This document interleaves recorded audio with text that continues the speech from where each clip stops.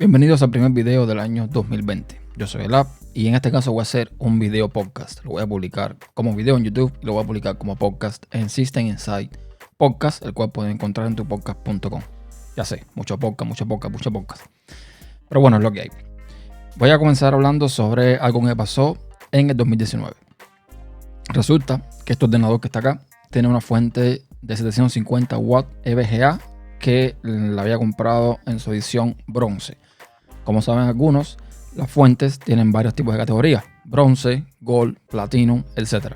Siendo bronce la, digamos, de menor calidad, entre comillas, y la gold, la platinum, se supone que tienen mejores componentes, etc. Lo que pasó con la fuente de 750 watts EVGA bronce es que el fan comenzó a hacer un pequeño ruido con el tiempo. Un ruido que me afectaba cuando grababa porque el micrófono lo recogía. Publico un podcast sobre esto y les puse también un ejemplo de ruido para que vean de lo que estoy hablando.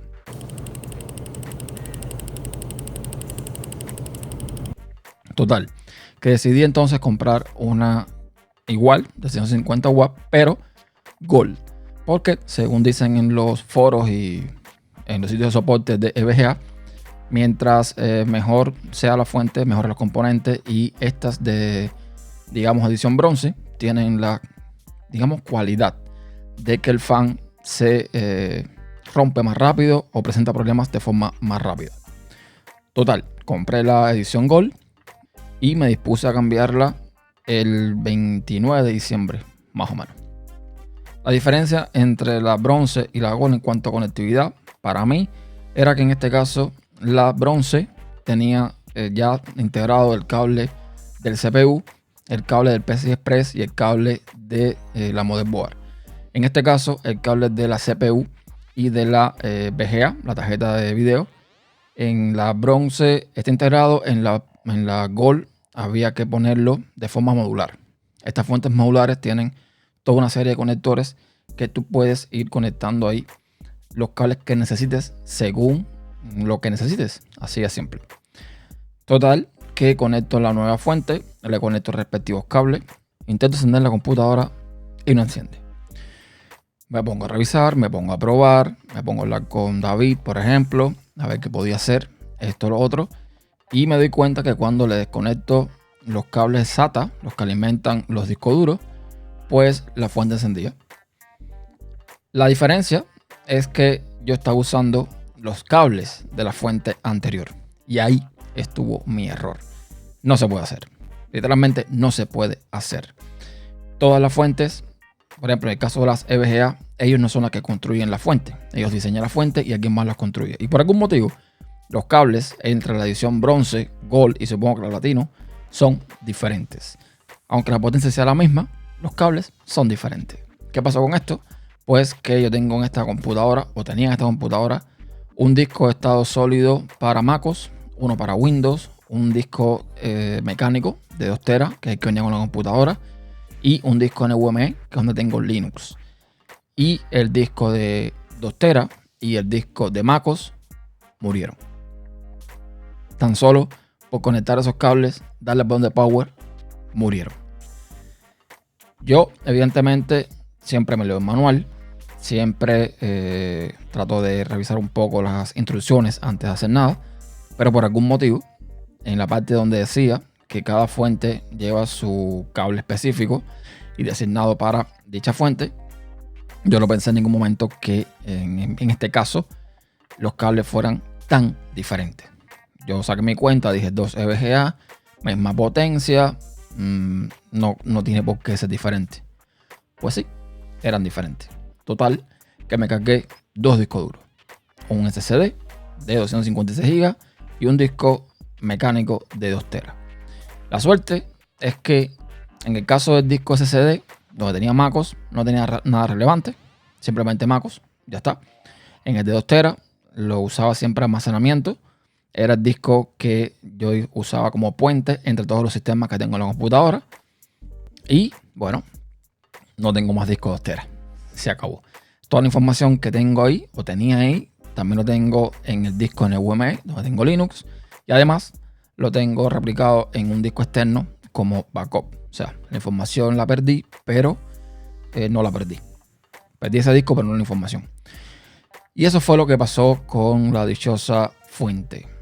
Que son esas cosas que tú dices, ¿me hacía falta realmente cambiarla? Bueno, me hacía falta porque el fan estaba haciendo ruido. Esa fuente VGA de 750 watts, la bronce, yo la había sacado, la había abierto, había roto la garantía, lo había limpiado el fan. Empezó a, digamos que funcionar mejor, pero de nuevo volvió a hacer ruido. Me hacía falta cambiar de todos modos la fuente. Entonces, buscando estas mejoras, lo que hice fue cargarme 2 discos duros. Así de simple. Entonces, nada, tengan cuidado si compran una fuente nueva y van a actualizar su computadora con estas cosas. Tengan muchísimo cuidado. Todo por la vagancia de simplemente quitar los cables viejos y poner los cables nuevos. Ya, tan simple como eso. Y para cuando yo pensaba que todo había quedado ahí, pues resulta que ahora tengo en la máquina Linux y Windows y me pongo a jugar en Windows, a qué sé yo, entro a Windows y al rato Windows me dice, hemos detectado que tu Windows no está activado.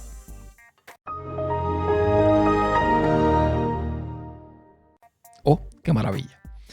Resulta que por algún motivo, parece que quité los 2 discos duros y Windows se sintió triste, abandonado, afligido. Un Windows que tiene una licencia OEN, una licencia que es válida, que venía usando hace más de un año.